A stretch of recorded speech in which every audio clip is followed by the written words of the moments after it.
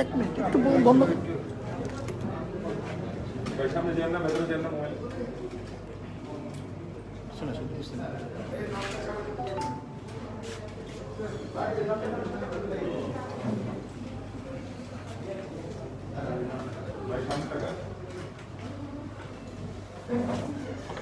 ওই মনে ডাক দে ডাকদাস না ইচ্ছে ডাক দিয়ে পিছন দিয়ে দেবো তাড়াতাড়ি দেবো ফটোটা খিচ্ছালো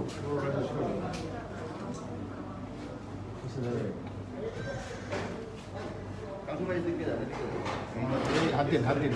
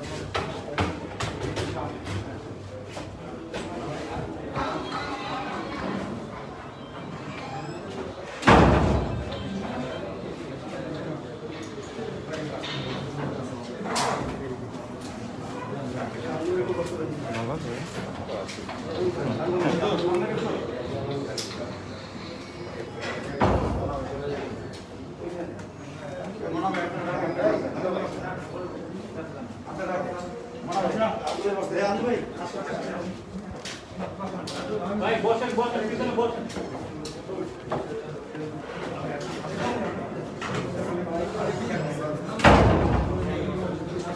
ভাই বসেন সামনের দিকে তাকান ভাই বসেন সবাই একটু সামনের দিকে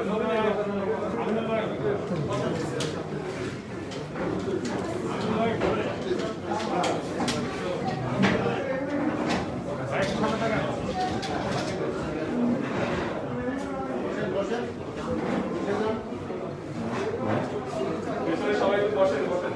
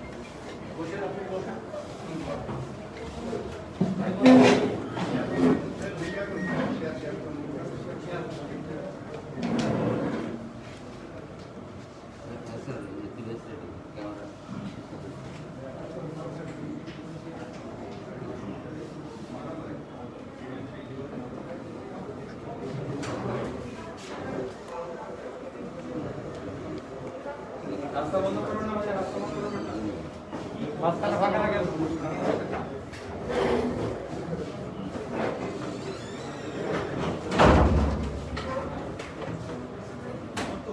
সবাই উপরে আসলে একটু লং ছবি নেওয়া যেত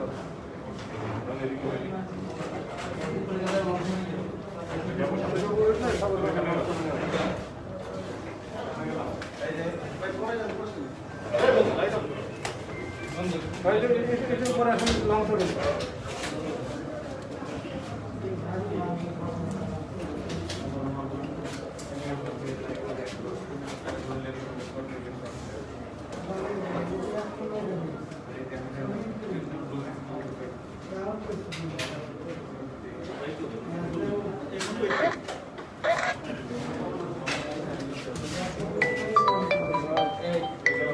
জি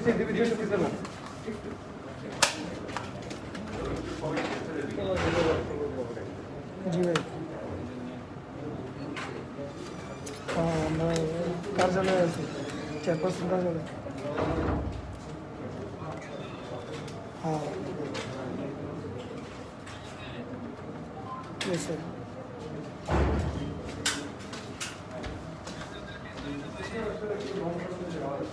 ভিতরে ভিতরে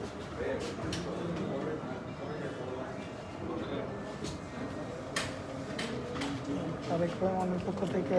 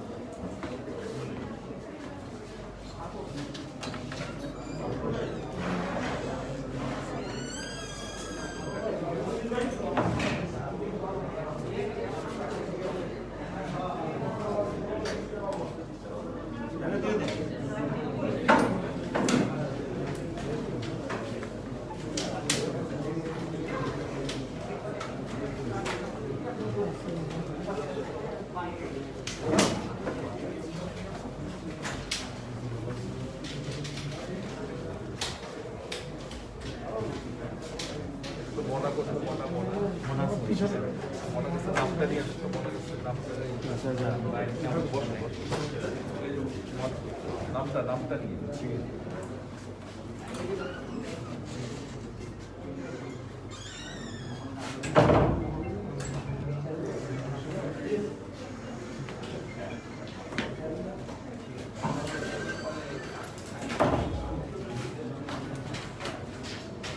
আগ্রহে ভাই একটু ছবিটা নিয়ে একবারে আটকে গেলে তো হবে না সামনে যায় একবারে দাঁড়িয়ে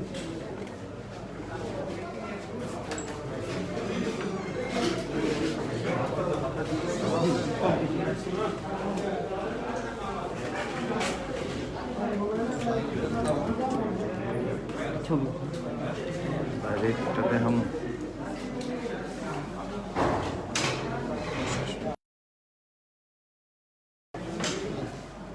সালাম দিয়ে যান যে ভাই যে লাস্ট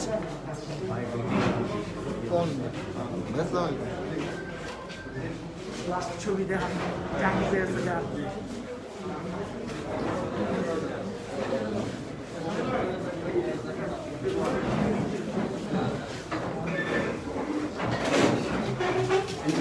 যেটা কালেকশন ম্যানেজমেন্ট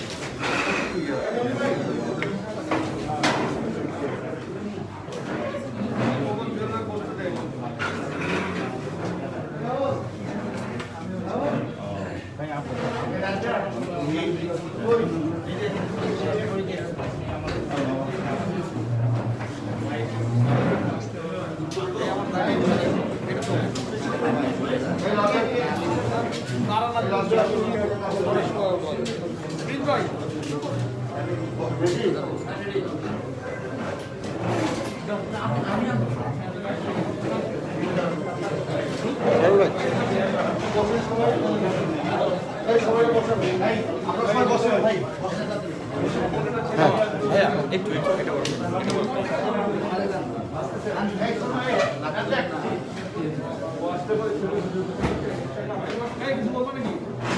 শিমু স্যার আসছে, শিমু স্যার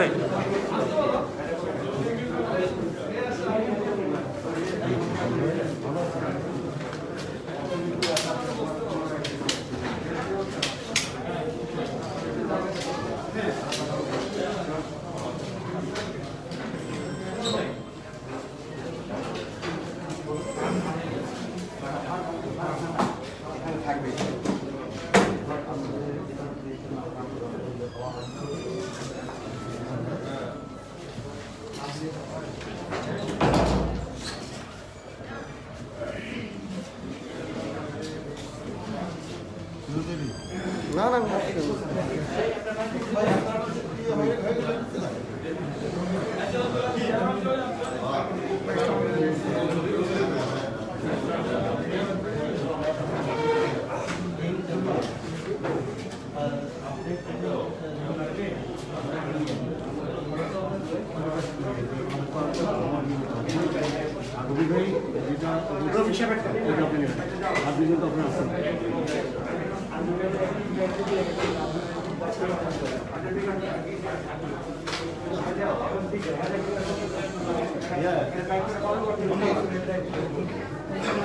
সবাই একটু পিছলে আমরা একটু কাজ করতে পারি একটু আপনারা প্লিজ একটু সরে যান না না মিন্টু ভাই সরেন ভাই চাপে দেন ভাই প্লিজ পিছন দিয়ে দেবো না, এইখানে লাগাই দেন, এটা লাগাই দেন, পিছন দিয়ে ঘুরে দেওয়া বসতো। হ্যাঁ এইটা ঘুরে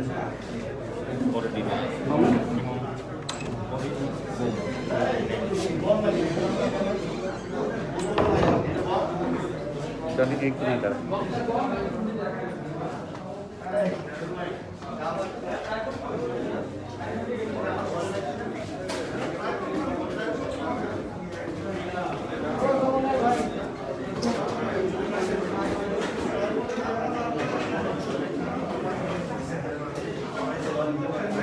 ভাই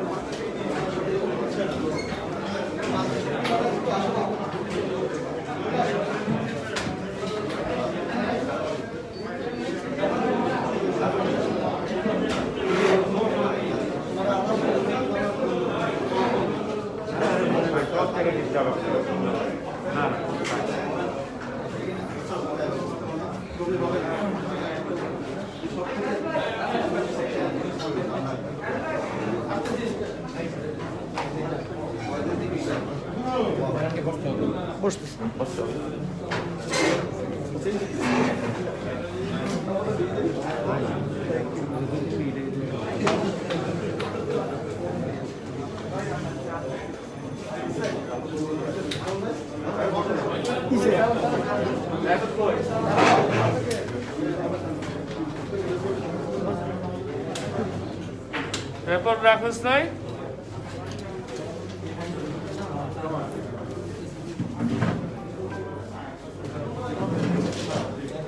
পেপার রাখিস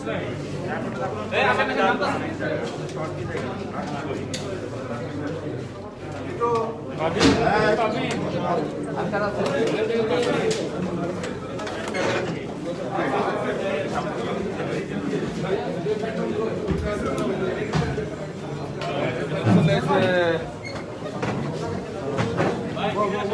বসেন সবাই বসেন ভাইয়া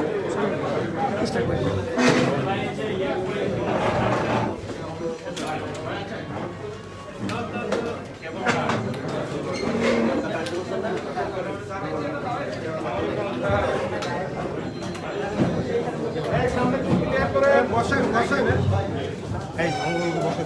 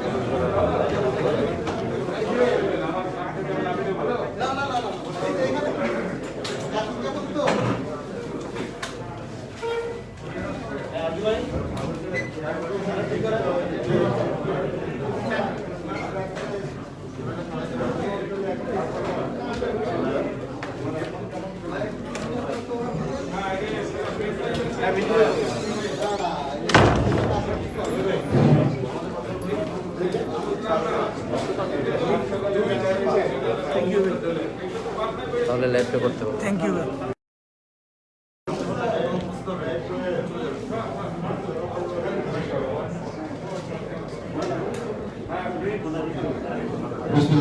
আমাদের দলের নেতা কর্মীদের পরিবারের সদস্যগণ, উপস্থিত ইলেকট্রনিক এবং প্রিন্ট মিডিয়ার সম্মানিত সাংবাদিকবৃন্দ, আসসালামু আলাইকুম। আজকে আমরা এখানে সমবেত হয়েছি, আপনারা জানেন যে গত বছর থেকে অতিমারী যে করোনা, সেই করোনার ছোবলে সারা বাংলাদেশ গণ্ডভণ্ড। আমাদের বাংলাদেশের এই করোনায় অনেক প্রাণ ঝরে গেছে, অবর্ণনীয়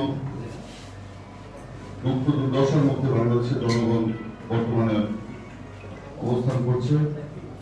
অনেক মানুষ চিকিৎসা পাচ্ছে না, যারাও চিকিৎসা পাচ্ছে সেটাও অপ্রতুল এবং অত্যন্ত খারাপ পরিস্থিতির মধ্যে দিয়ে আমরা যাচ্ছি। এর মধ্যে আমাদের দল, বাংলাদেশ জাতীয়তাবাদী দল বিএনপির প্রায় ৬,০০০-এর মতো নেতাকর্মী এই করোনায় আক্রান্ত। তারা কেউ সুস্থ হয়েছেন, কেউ এখনো আক্রান্ত হয়ে আছেন, আবার কেউ পোস্ট কোভিড কমপ্লিকেশনের মধ্যে বর্তমানে রয়েছে। এর মধ্যে আমাদের ৪২৫ জন নেতাকর্মীকে আমরা হারিয়েছি, এই করোনায় আক্রান্ত হয়ে তারা মৃত্যুবরণ করেছেন। আজকের এই অনুষ্ঠানের মাধ্যমে বাংলাদেশ জাতীয়তাবাদী দল বিএনপির ভারপ্রাপ্ত চেয়ারম্যান জনাব তারেক রহমান, আমাদের দলের নেতাকর্মী যারা এই করোনায় তাদের পরিবারের হাতে এই ঈদ উপহার তুলে দেওয়া হবে। আগামীকাল থেকে সারা বাংলাদেশে আমাদের নেতাকর্মী যারা মৃত্যুবরণ করেছে তাদের পরিবারের হাতে আমাদের দলের নেতাকর্মীরা সেই ঈদ উপহার আগামীকাল থেকে বিতরণ শুরু করবেন এবং আগামী ৩ দিনের মধ্যে সেটা সম্পন্ন করবেন। আজকের এই অনুষ্ঠানে আমাদের মাঝে উপস্থিত আছেন বিএনপির যুগ্ম মহাসচিব এবং ঢাকা মহানগর দক্ষিণের সভাপতি জনাব হাবিবুল নবী খান সোহেল, তিনিও করোনায় আক্রান্ত ছিলেন এবং অন্যান্য সমস্যায় জর্জরিত ছিলেন অসুস্থতার জন্য। তিনি আজকে আমাদের মাঝে উপস্থিত আছেন ঢাকা মহানগর উত্তরের ভারপ্রাপ্ত সভাপতি জনাব বৈদুল বাসির আঞ্জু, তিনিও আক্রান্ত ছিলেন। উপস্থিত আছেন ঢাকা দক্ষিণ সিটি কর্পোরেশনের বিগত নির্বাচনে বিএনপি মনোনীত প্রার্থী জনাব ইঞ্জিনিয়ার ইশরাক হোসেন। উপস্থিত আছেন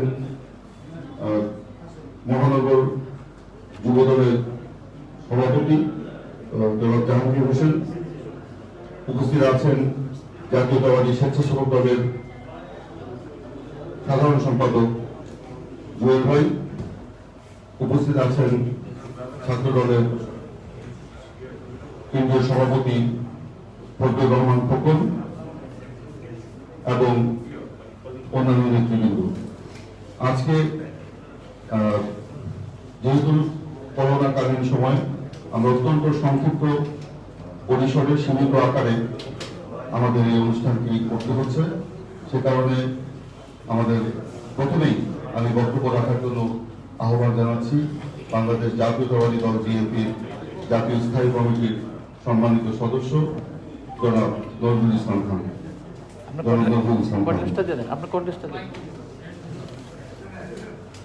ওটা টানতে হবে তো, অসুবিধা নেই, ওটাতে বলেন, হ্যাঁ কটাতে বলেন,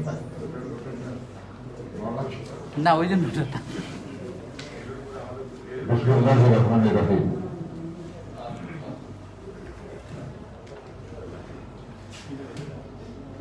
বাংলাদেশ জাতীয়তাবাদী দলের ভারপ্রাপ্ত চেয়ারম্যান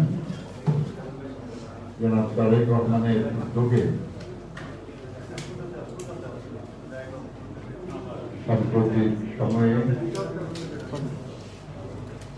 করোনায় যারা আমাদের দলের নেতা কর্মী যারা ইন্তেকাল করেছেন তাদের পরিবারের জন্য ঈদ উপহার সামগ্রী বিতরণের আনুষ্ঠানিক সূচনার যে আজকের সভা, এখানে উপস্থিত আমাদের দলের সংগ্রামী মহাসচিব, সাবেক মন্ত্রী জননেতা মির্জা ফখরুল ইসলাম আলমগীর, উপস্থিত ঢাকা মহানগর উত্তর এবং দক্ষিণের সম্মানিত নেতৃবৃন্দ, বিভিন্ন অঙ্গ দলের সংগ্রামী নেতৃবৃন্দ, প্রিয় সাংবাদিক বন্ধুগণ, আসসালামু আলাইকুম। প্রিয় সাথীরা, আমরা জানি যে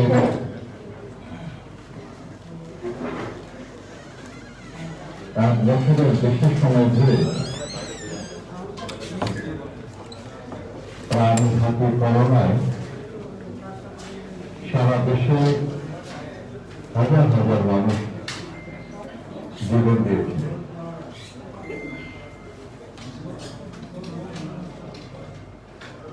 এখনো প্রতিদিন আক্রান্তের সংখ্যা বাড়ছে।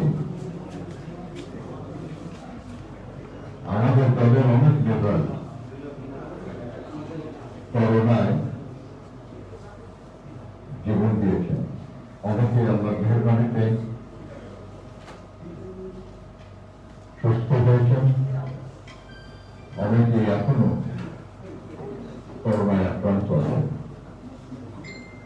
একটু আগে আপনারা শুনেছেন যে আমাদের ঢাকা মহানগরী দক্ষিণের সভাপতি, আমাদের অত্যন্ত যোগ্য এবং প্রতিশ্রুতিশীল নেতা হাবিবুর রহমান সোহেল এবং দক্ষিণের ভারপ্রাপ্ত সভাপতি আমাদের আরেক প্রিয় সহকর্মী সৈয়দ নজরুল বাসুদানিয়া, তারাও আক্রান্ত হয়েছিল। আপনারা জানেন যে আমি নিজেও আক্রান্ত হয়ে হাসপাতালে ছিলাম। এই মুহূর্তে আমাদের নেত্রী, বাংলাদেশের কোন মানুষের নেত্রী, দেশনেত্রী বেগম খালেদা জিয়া করোনায় আক্রান্ত হয়ে হাসপাতালে চিকিৎসায়। আমরা আল্লাহর কাছে দোয়া করি যেন আল্লাহ তাকে দ্রুত সুস্থ করেন। আমরা দোয়া করি আল্লাহ আমাদের সব সহকর্মীদের যেন দ্রুত সুস্থ করেন।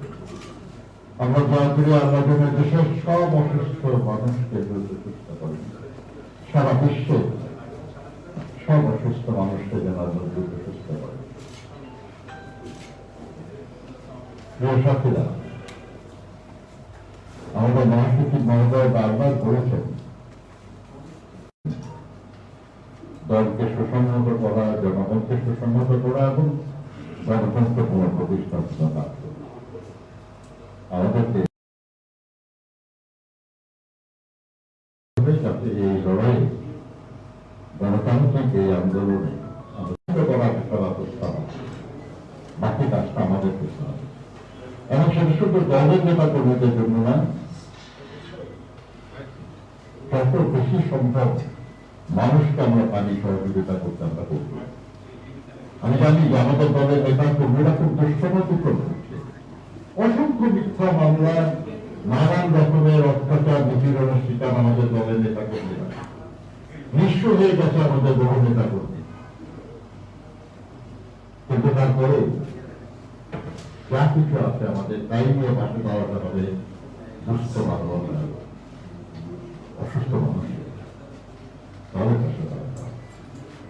এটাই আমাদের নেতা রহমান সাহেব আমাদের শিখিয়ে গেছেন, এটাই আমাদের ব্যক্তিগত এবং খালেদাদের শিখিয়েছেন, এবং এটাই আমাদের নেতা জনাব তারেক রহমান শিখিয়েছেন।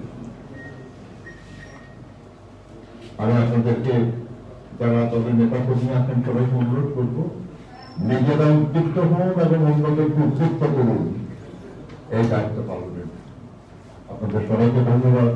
আল্লাহ হাফেজ। বাংলাদেশ ধন্যবাদ।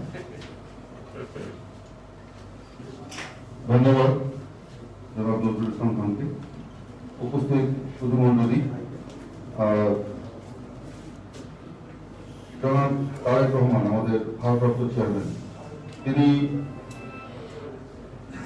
শুধুমাত্র এই করোনায় আক্রান্ত হয়ে যারা মৃত্যুবরণ করেছেন তাদেরই নয়, যারা বিগত 12 বছরে গুম, খুন এবং নির্যাতনের শিকার হয়েছেন, গুম, খুনের শিকার পরিবার এবং নির্যাতিত নেতাকর্মী, একাত্মতা এবং সহানুভূতি এবং আন্তরিকতা, যেটাকে আমি বলি কনসার্ন, উদ্বেগ, এটা এত বেশি যে তিনি প্রথম থেকেই এই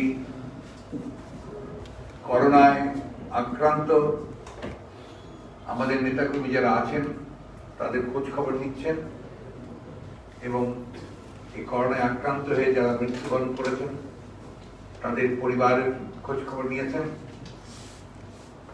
এবং একই সঙ্গে আমাদের যারা এই ফ্যাসিস্ট সরকারের অত্যাচার নির্যাতনে নিহত হয়েছেন, গুম হয়েছেন অথবা কারাগারে আছেন, তাদের সব পরিবারগুলোর সঙ্গে তিনি যোগাযোগ করছেন এবং তাদের কাছে কয়েকটি পরিবারকে উপহার দিয়ে এটা শুরু হবে। এই আপনার যে সেই অনুষ্ঠানের উপস্থিত আছেন আমাদের জাতীয় স্থায়ী কমিটির অত্যন্ত প্রবীণ সদস্য এবং আমাদের সকলের শ্রদ্ধেয় নেতা জনাব নজরুল ইসলাম খান, উপস্থিত আছেন আমাদের ঢাকা মহানগর উত্তর এবং দক্ষিণের সভাপতি বৃন্দ সহ নেতৃবৃন্দ, আমাদের অঙ্গ সংগঠনের সময় নেতৃবৃন্দ, প্রিয় সাংবাদিক ভাই বোনেরা, আসসালামু আলাইকুম। আসলে একটা কঠিন একটা সময় আমরা অতিক্রম করছি। একদিকে সারা বিশ্ব জুড়ে এই কোভিড-19 করোনা ভাইরাসের যে সংক্রমণ এবং ভয়াবহ মহামারী রূপে ছড়িয়ে পড়েছে গোটা পৃথিবীতে এবং একইভাবে সেটা বাংলাদেশে আক্রান্ত হয়েছে অত্যন্ত শক্তভাবে। আপনার বাংলাদেশের মানুষের একটা অধিকার, তাদের নেতাকে তারা সুস্থ দেখতে চায়। আজকে বিভিন্ন কারণে বিভিন্ন ভাবে আজকে আমাদের প্রায় 35 লক্ষ গণতন্ত্রের কর্মীকে আজকে আপনার মামলা দিয়ে তাদেরকে আসামি করা হয়েছে। আমাদের 500-র বেশি অধিক নেতাকর্মী গুম হয়ে গেছে, সহস্রাধিক নেতাকর্মী আমাদের খুন হয়েছে। এই যে নির্যাতন চলছে বিগত 1 যুগ ধরে, এই নির্যাতনের মধ্যেও কিন্তু আমরা আমাদের এই নেতৃত্বে আমাদের বর্তমান নেতার নেতৃত্বে কিন্তু আমরা সংগ্রাম করছি, টিকে আছি। আমরা নিশ্চয়ই আমরা জয়ী হব এই সংগ্রামে। এই অনুষ্ঠানে আজকে যে কয়েকজনকে আমাদের ভারপ্রাপ্ত চেয়ারম্যান মহোদয় উপহার তুলে দেওয়া হবে, তা সারা দেশে যারা আক্রান্ত হয়ে ইন্তেকাল করেছেন তাদের সকলকেই প্রায় দেওয়ার চেষ্টা করা হবে। এখন পর্যন্ত হিসাব ইতিমধ্যে আপনাদের বলে যে 425 জন আমাদের হিসাব মধ্যে আপনারা মৃত্যুবরণ করেছেন। সকলের হয়তো প্রয়োজন নেই, সব পরিবারের হয়তো প্রয়োজন, কিন্তু যে পরিবারগুলো একটু অসচ্ছল চেষ্টা করা হবে হচ্ছে তাদের কাছে পৌঁছানোর জন্য। আমাদের ভারপ্রাপ্ত চেয়ারম্যান আমাদের যে উপহার সেটা তাদের কাছে পৌঁছে দেওয়া হবে। আমরা যে জিনিসটা লক্ষ্য করে এসেছি, যেটা আমাদের নজরুল ইসলাম খান সাহেব বললেন, যে এই সরকার যেহেতু তাদের কোন দায়বদ্ধতা সেখান থেকে পায়, আর্থিক সুবিধা পাবে, তারা দুর্নীতি করে তার মাত্র একটি প্রতিষ্ঠানকে দেওয়ার কারণে আজকে এখন টিকা কার্যক্রম বন্ধ হয়ে গেছে। ঘোষণা করেছে, ঘোষণা দিয়ে বন্ধ করেছে। এটা আমার কথা নয়, আপনার বর্তমান সরকারের পররাষ্ট্রমন্ত্রী তিনি খুব পরিষ্কার করে ওপেনলি প্রেসের সামনে বলেছেন যে একটিমাত্র লোকের জন্য এই ঘটনাটা ঘটেছে, যেমন সেটা তাদের নিজস্ব লোক, আমি নাম বলতে চাই। এই যে আপনার দুর্নীতির কারণে মানুষের জীবন নিয়ে আপনার একটা ছিনিমিনি খেলা, এটা তারা করছে, এখন করে আসছে। তথ্যমন্ত্রী তিনি কালকেই বোধহয় বলেছেন যে আপনার বিএনপি দেশনেত্রী বেগম খালেদা জিয়ার এই অসুস্থতা নিয়ে রাজনীতি করছে। আমরা কোথায় রাজনীতি করলাম? আমরা তো একটাও রাজনীতির কথা বলিনি এখানে। আমরা ওনার অসুস্থতা নিয়ে তো একটাও রাজনীতির কথা বলিনি। আমরা শুধু এটুকু বলতে চাই যে প্রত্যেকটি মানুষের এখানে স্বাস্থ্য সেবা পাওয়ার তার সাংবিধানিক অধিকার আছে। প্রত্যেকটা মানুষের বেঁচে থাকার সাংবিধানিক অধিকার আছে। প্রণোদনা দিয়েছেন আপনারা। আমরা গতবারই বলেছিলাম যে প্রণোদনাটা শুধু শুভঙ্করের পাখি, অর্থাৎ ব্যাংক থেকেই তারা সমস্ত প্রণোদনা দিয়ে মাত্র 5% তারা আপনার বিভিন্ন ভাবে গভর্নমেন্টের তরফ থেকে রাজস্ব থেকে তারা দেওয়ার ব্যবস্থা করেছিল, যেটাও জনগণের কাছে পৌঁছায়। আজকে কি হয়েছে? আজকে বলা হচ্ছে যে আপনার প্রধানমন্ত্রী 10.5 কোটি টাকা দিলেন প্রথম দিকে, প্রধানমন্ত্রী দিলেন, আর আপনার এরপরে আরো 19 কোটি না কত টাকা আপনার এই যারা আপনার দুস্থ তাদের মধ্যে দেওয়ার জন্য করেছেন। অথচ এই দেশে 5 কোটি যারা শ্রমিক তাদের আপনার জনপ্রতিনিধিকেও দেওয়া হচ্ছে না। ফলে কি হচ্ছে? পুরোটাই প্রায় আপনার লুটপাট হয়ে যাচ্ছে। আমরা এই কথাগুলো বহুবার বলছি, বারবার একই কথা আমরা বলতে চাইও না। তারা এমন ভাবে কথা বলেন যে তারা যখন আপনি যে টিকা যখন আপনি আনলেন 3 কোটি টিকার কথা ঘোষণা করলেন, এসেছে তো আপনার মানে যখন 70 আর 60 কত হয়? 70 লাখ আসছে, 70 লাখ আসছে। সব মিলিয়ে আর কি এটা প্রায় 1 কোটি 2 লাখের মধ্যে এসছে। 1 কোটি 2 লাখ স্টুডেন্টের যে টিকা এসছে সেই টিকা মাত্র 3 কোটি টাকার অ্যাডভান্স পেমেন্ট করা হয়ে গেছে। এই যে আপনার একেবারে চরম অব্যবস্থা, চরম অযোগ্যতা, চরম উদাসীনতা, এই সব কিছুর জন্য দায়ী এই সরকার, এবং 100বার দায়ী। তাদের কোনো আগ্রহ নেই, তাদের যে একটা আপনার যেটাকে আমরা বলি ইনিশিয়েটিভ, উদ্যোগ নেই, এবং কিছু বলতে গেলে তারা শুধু বিএনপির উপরে সব দোষটা হতে চায়। এর মধ্যে কি করেছে দেখেন, লকডাউন ঘোষণা করলো। লকডাউনের কিছুই আমরা দেখতে পাইনি। একটা জিনিস দেখতে পেলাম, সব পুলিশ বিভিন্ন জায়গায় নেমে গেল, নাকি তারা সমস্ত রাজনৈতিক কর্মীদেরকে গ্রেফতার করা শুরু করলো। আমাদেরও বহু নেতা কর্মীকে তারা মিথ্যা মামলা দিয়ে গ্রেফতার করেছে।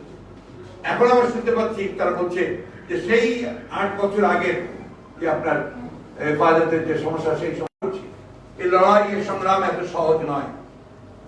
আপনার মানব সভ্যতার ইতিহাসে যখনই ফ্যাসিস্টরা আপনার এসছে আপনার এই ক্ষমতায়, ফ্যাসিস্টরা কিন্তু আপনার জোর করে ক্ষমতায় আসে না। প্রথমে তারা আগে নির্বাচনের মধ্যে দিয়ে আসে, তারপর তারা ফ্যাসিস্ট হয়ে যায়, এবং তখন তারা পুরো ব্যবস্থাটাকে আপনার নষ্ট করে ফেলে।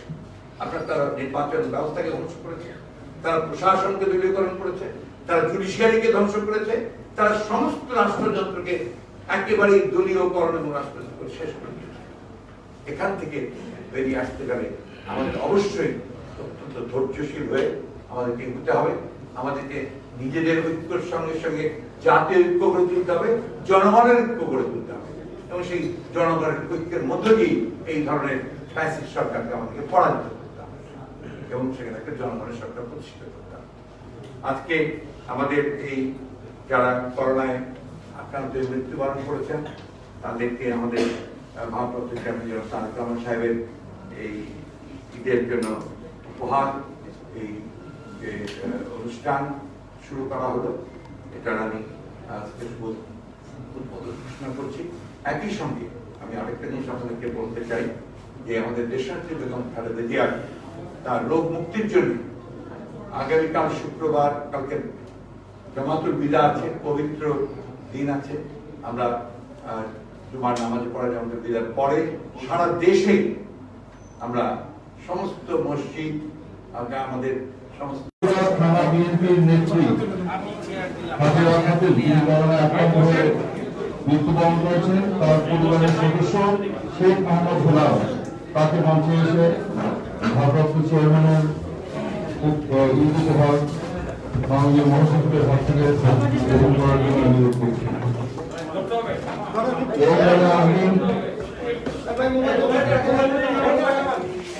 এরপরে আসবেন হোসনারা বেগম, রামপুরা থানা বিএনপি নেত্রী, তারপর তার পরিবারের পক্ষ থেকে শেখ মোহাম্মদ হেলাল।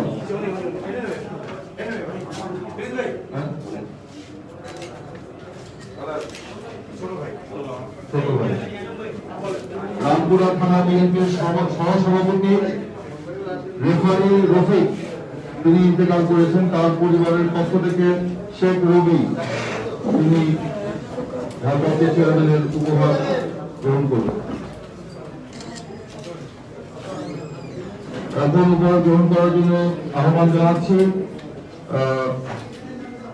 রামপুরা থানা বিএনপির নেতা আনোয়ার হোসেন, তিনি মৃত্যুবরণ করেছেন, তার পরিবারের পক্ষ থেকে তার ভাই হারুন।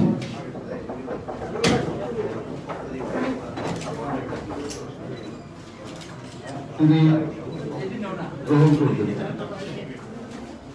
এখন রামপুরা থানা বিএনপি নেতা আমজাদ হোসেন, তিনি ইন্তেকাল করেছেন, তার পরিবারের পক্ষ থেকে তার ছেলে আয়নাম ভারপ্রাপ্ত চেয়ারম্যানের উপহার সামগ্রী ও ঈদ উপহার গ্রহণ করবেন। এরপর ঢাকা মহানগর দক্ষিণ ঈদ উপহার গ্রহণ করবেন শাহবাগ থানা অধীনে রেলওয়ে কলোনি ইউনিট বিএনপির সভাপতি জনাব মোহাম্মদ আব্দুল লতিফ, তিনি ইন্তেকাল করেছেন, তার পরিবারের পক্ষ থেকে রনি, তার ছেলে মোহাম্মদ আব্দুল লতিফের ছেলে, মরহুম আব্দুল লতিফের ছেলে জনাব রনি। এখন আসবেন বংশাল থানার ৩২ নং ওয়ার্ড বিএনপির সহসভাপতি মরহুম মোহাম্মদ ফারুক, তিনি ইন্তেকাল করেছেন, তার পরিবারের পক্ষ থেকে তার পুত্র উপহার সামগ্রী গ্রহণ করবেন। এখন আসবেন ওয়ারি থানার সাবেক কাউন্সিলর প্রার্থী ও মহিলা দলের নেত্রী পরিজয় ইয়াসমিন, যিনি ইন্তেকাল করেছেন, তার পরিবারের পক্ষ তার মেয়ের স্বামী, তিনি ভারপ্রাপ্ত চেয়ারম্যানের পক্ষ থেকে যে উপহার সেটা গ্রহণ করছেন মুন্না। এখন আসবেন সূত্রাপুর থানার ৪২ নং ওয়ার্ড বিএনপির সহসভাপতি মরহুম আব্দুর রহমান কালুর ভাই মোহাম্মদ আব্দুল সাত্তার, মরহুম আব্দুর রহমান কালুর পরিবারের পক্ষ থেকে ভারপ্রাপ্ত চেয়ারম্যানের ঈদ উপহার গ্রহণ করবেন। এখন আসবেন ওয়ারি থানার সাবেক ছাত্রদল নেত্রী, ছাত্রদলের সাবেক নেত্রী ফারজানা ইয়াসমিনের স্বামী, মরহুমা ফারজানা ইয়াসমিনের স্বামী মনির হোসেন। ফারজানা ইয়াসমিন কয়েকদিন আগে করোনা আক্রান্ত হয়ে ইন্তেকাল করেছেন, তার স্বামী মনির হোসেন ভারপ্রাপ্ত চেয়ারম্যানের ঈদ উপহার গ্রহণ করছেন। আজকের এই অনুষ্ঠানের ঢাকা মহানগরীতে মাত্র 10 জন মারা গেছে, তার মধ্যে আর অনেক বেশি আমাদের সহকর্মী করোনা আক্রান্ত হয়ে ইন্তেকাল করেছে। তার মধ্যে 5জন করে 10 জনকে আজকে এই উদ্বোধনী অনুষ্ঠানে টোকেন হিসাবে দেওয়া হলো। এরপরে আমাদের মহানগরীর নেতৃবৃন্দ তারা তাদের স্বস্ব অঞ্চলে যারা ইন্তেকাল করেছেন তাদের সব পরিবারে গিয়ে তাদেরকে সহানুভূতি জানাবেন এবং আমাদের ভারপ্রাপ্ত চেয়ারম্যানের পক্ষ থেকে ধন্যবাদ। আমি আরেকটা ঘোষণা, ভারপ্রাপ্ত চেয়ারম্যান মহোদয় নির্দেশ করি ঢাকা মহানগরের নেতৃবৃন্দ সহ সারা দেশের নেতৃবৃন্দ ঈদের দিন যারা করোনায় আক্রান্ত হয়ে মৃত্যুবরণ করেছেন তাদের বাড়িতে গিয়ে তাদের পরিবারের সাথে সাক্ষাৎ করে ভারপ্রাপ্ত চেয়ারম্যান এবং তাদের নিজেদের পক্ষ থেকে শুভেচ্ছা বিনিময় করবেন এবং গুম খুনের শিকার গ্রেপ্তার হয়েছেন এমন নেতৃবৃন্দর বাড়িতে গিয়েও আমাদের নেতৃবৃন্দ শুভেচ্ছা জানাবেন ঈদের দিন।